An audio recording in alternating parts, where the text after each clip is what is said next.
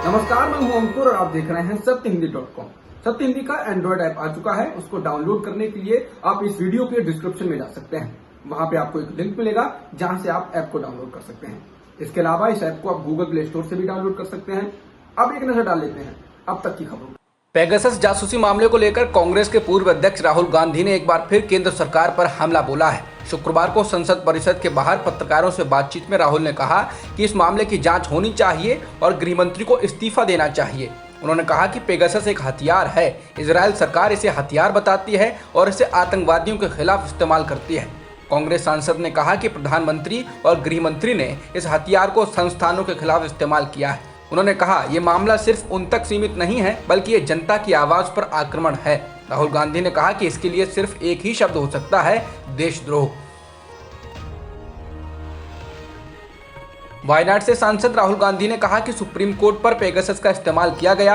Rafale लड़ाकू विमान के सौदे के मामले में भी इसका इस्तेमाल किया गया। उन्होंने कहा कि पेगासस के इस्तेमाल की अनुमति सिर्फ प्रधानमंत्री और गृह मंत्री ही दे सकते हैं। राहुल ने कहा कि प्रधानमंत्री इस मामले में जांच का आदेश क्यों नहीं दे रहे हैं। उन्होंने कहा कि इस मामले में सुप्रीम कोर्ट को जांच करनी चाहिए। राहुल गांधी ने राफेल लड़ाकू विमान सौदे में कथित भ्रष्टाचार की जांच को लेकर कहा कि राफेल लड़ाकू विमान मामले की जांच फ्रांस में शुरू हो चुकी है और इस मामले का सच अब सामने आ रहा है। उन्होंने कहा कि प्रधानमंत्री हर शख्स को नहीं खरीद सकते हैं। राहुल ने कहा कि उनके दोस्तों से कहा जाता है कि वे राहुल को जाकर बता दें कि उनके फोन की टैपिंग हो रही है। कांग्रेस के पूर्व अध्यक्ष ने कहा कि अगर आप भ्रष्ट हैं, चोर हैं, तो आपको पीएम मोदी से डर लगेगा, वरना डरने की कोई जरूरत नहीं है। उन्होंने कहा कि इस तरह की चीजों से उन्हें डर नहीं लगता है। राहुल गांधी द्वारा पेगासस जासूसी मामले में सुप्रीम कोर्ट की निगरानी में जांच कराने की मांग को केंद्र सरकार की ओर से खारिज कर दिया गया है। गृह राज्य मंत्री अजय कुमार ने एनडीटीवी से बात करते हुए कहा कि हमने स्पाईवेयर मामले में सब कुछ स्पष्ट कर दिया है, किसी भी जांच की अब जरूरत नहीं है। उन्होंने कहा कि जो आरोप लगा रहे हैं वे राजनीतिक रूप से असफल हैं और उनके पास कोई अन्य मुद्दा नहीं है। राज्यसभा में बहस के दौरान आईटी मंत्री अश्विनी वैष्णव के हाथ से पर्चा छीनकर फाड़ने के मामले में सभापति एम वेंकैया नायडू ने तृणमूल कांग्रेस के सांसद शांतनु सेन को मॉनसून सत्र से निलंबित कर दिया है।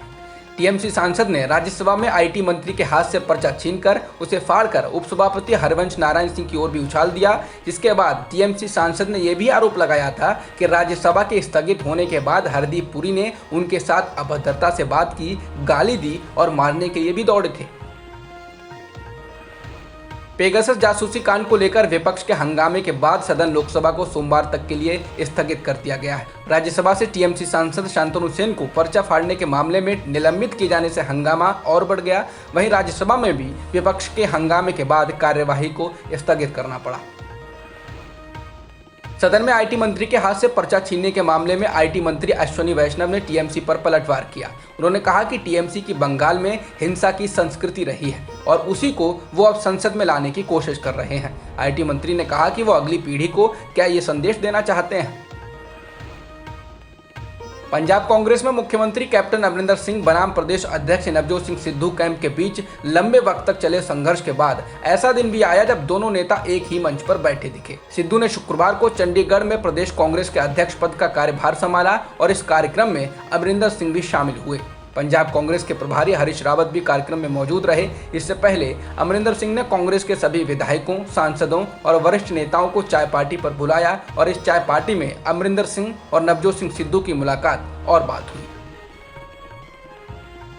पेगासस स्पाईवेयर सॉफ्टवेयर जासूसी के मामले में जिन लोगों के फोन की टैपिंग हुई उनमें उद्योगपति अनिल अंबानी और पूर्व सीबीआई चीफ आलोक वर्मा का नाम भी जुड़ गया है। रिपोर्ट के मुताबिक आलोक वर्मा के परिजनों के नंबर भी उन नंबरों की सूची में शामिल हैं जिनकी जासूसी किए जाने का शक है।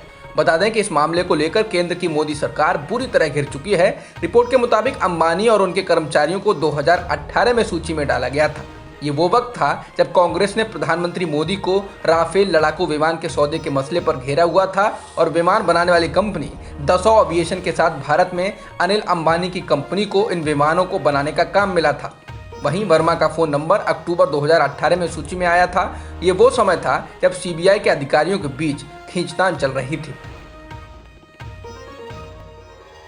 तिब्बती धर्मगुरु दलाई लामा के निकटतम सहयोगी और उनके दूसरे कर्मचारी भी पेगासस के निशाने पर थे। उन पर साल 2017 से ही नजर रखी जा रही थी और उनकी तमाम गतिविधियों की निगरानी की जा रही थी। द वायर के अनुसार दलाई लामा के निकटतम सहयोगी और दूसरे कर्मचारी पेगासस के निशाने पर थे। पंजाब के बाद उत्तराखंड कांग्रेस के मसलों को भी सुलझाने का काम कांग्रेस हाईकमान ने कर लिया है। हाईकमान ने गुरुवार रात को उत्तराखंड कांग्रेस की नई कमेटी का ऐलान किया। इसके साथ ही चुनाव से जुड़ी कई और कमेटियों को भी मंजूरी दी है। राज्य में 7 महीने बाद विधानसभा के चुनाव होने हैं। नई कांग्रेस कमेटी में गढ़वाल से आने वाले पूर्व विधायक गणेश गोदियाल को अध्यक्ष बनाया गया है, जबकि अब तक अध्यक्ष रहे प्रीतम सिंह को विधायक दल के नेता की जिम्मेदारी सौंपी गई है। मुख्यमंत्री हरीश रावत को चुनाव प्रचार कमेटी की कमान सौंपी गई है।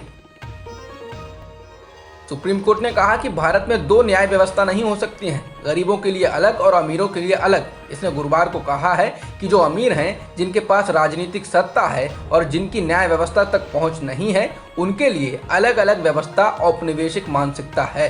अदालत ने टिप्पणी मध्य प्रदेश के बीएसपी विधायक के पति को दी गई जमानत को रद्द करते हुए दी। वह कांग्रेस नेता देवेंद्र चौरसिया की हत्या के करीब 2.5 साल पुराने मामले में जेल में बंद है। सुप्रीम कोर्ट ने कहा कि एक स्वतंत्र और निष्पक्ष न्यायपालिका लोकतंत्र की आधारशिला है और इसे राजनीतिक दबावों और विचारों से मुक्त होना चाहिए।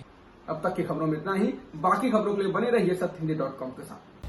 सत्य हिंदी का ऐप डाउनलोड करें गूगल प्ले स्टोर पर।